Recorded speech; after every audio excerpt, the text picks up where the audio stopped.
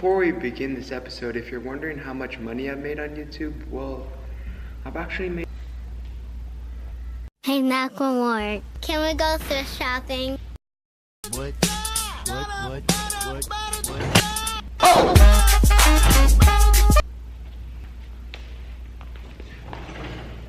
Okay, so the other day at the beach, Brady Boykers, shout out to the man, the myth, the legend, the goat, was talking about this idea of his that's a world without money.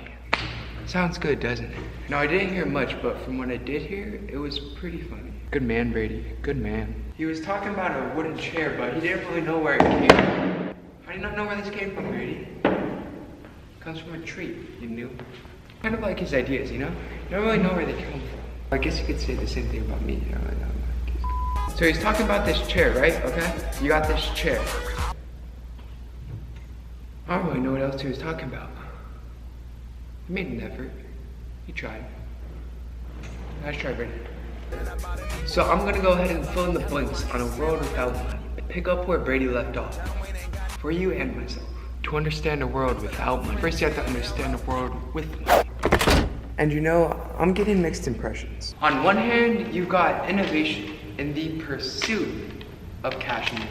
And you know what type of innovation I'm talking about. We've got the McDouble, the McGriddle, the McChicky Fingers, and don't forget the McTid, JJ's personal favorite. I'm willing to admit though that slightly more important things have been produced in the pursuit of monetary compensation. Things such as your house, the internet, phones, cars, Google, Nike, credit cards.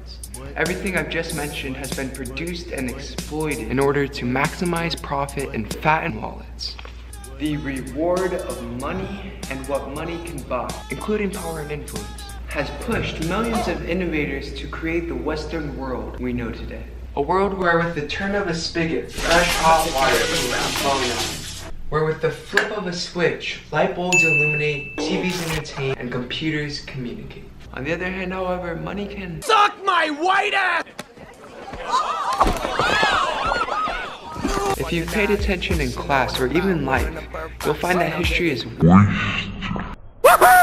with examples of greed and corruption. And not just any corruption. There have been thousands, if not millions of occasions where a blinding desire for wealth has morally corrupted society. Perhaps the best example of this, even though it's not a good example, is slavery. Caught up in all the political rumors and historical revisions is the simple fact that indigenous Africans were originally enslaved because of this. Because of money. Owning a person was simply more profitable than to pay someone to wash your shoes, hang your clothes, and do your... The subsequent racist organization of groups like the KKK that devastate America even today were a byproduct of the fact that slaves saved America money. Now, I'm no expert, but when a nation encourages putting men in chains and calling them nigga this, nigga please, nigga, can you lend a nigga a pencil? That nation has been morally corrupted. While slavery for economic profit is just an example, it is one of many that reflects a morally unfounded society. So sure, financial incentive encourages innovation and modernization, but at what cost? Because it also promotes greed at any cost. If I'm to be perfectly honest, for me the price is too high, which is why a world without money sounds so attractive. Definitely not as attractive as JJ Barr though, because my god, that boy's a legend.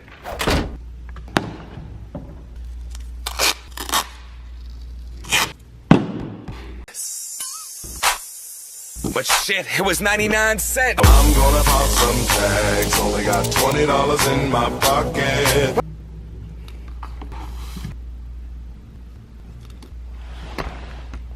Since the discovery of fire and the boneheads before that, until about 5,000 before cookies, humans hunted, gathered, bartered, and traded. Until one day, money was introduced as the middleman between what we have and what we want.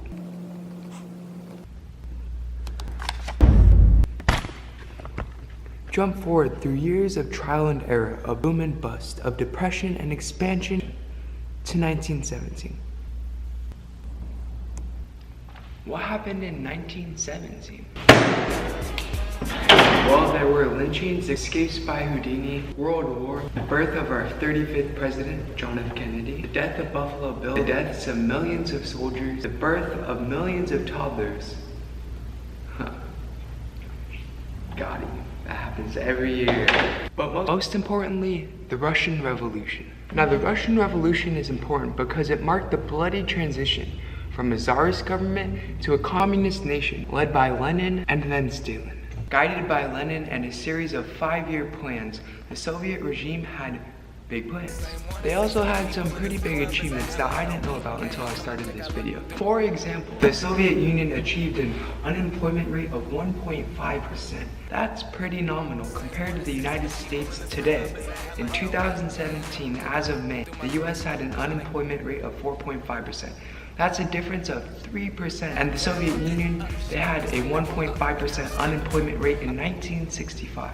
The Soviet Union also consistently had the second largest GDP in the world. Russia today has the 6th. The perks of communism, which include the eradication of homelessness, free healthcare, and free college, come with the pretty big sacrifices of life, liberty, and justice. Speech was censored, ideas curated, and choices limited. And this doesn't include the 5 million who starved in 1932, or even the millions murdered under Stalin. Now, this doesn't expose communism.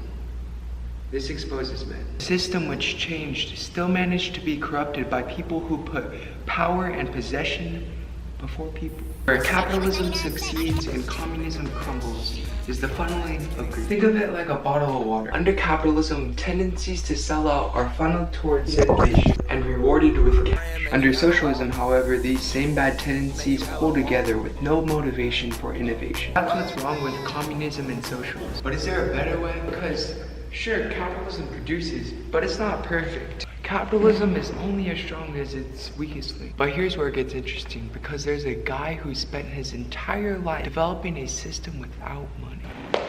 Not me, but Jack Fresco. Fresco's life work has been the Venus Project, and a new way of life. This new way of life is fueled by a resource-based economy. Everything is available to everyone. No trading or cash needed. This sounds good, but whether or not it can work is the golden goose. This system of surplus takes money away as the middleman and replaces it with technology. Is that your grandma's coat? If we have everything we want, and Fresco says we're capable of that, then do we really need this thing called money? Who knows? His answer, at least, is no. We don't. We don't need it. We are capable, he says, of producing anything and everything we want. This, however, is limiting us, according to Fresco. Fresco's model takes away money, which entices greed and leaves machines to make the decisions for us. The problem with this, however, is simple. Should 30,000 more tables be produced, or 50,000 more chairs, or 70,000 more axes? Don't ask Brady. Don't ask a machine. How can a machine decide what we want, when we want, and how much we want? That's the problem with Fresco's model. Like it or not, despite surplus, resources are in limited supply. Space is in limited supply. Everything around us, and even past that, no matter the resources, no matter the economic system, we as humans have to evolve first. We have to evolve our values and our intelligence before we can expect to successfully create a world without money. Just ask the Soviets.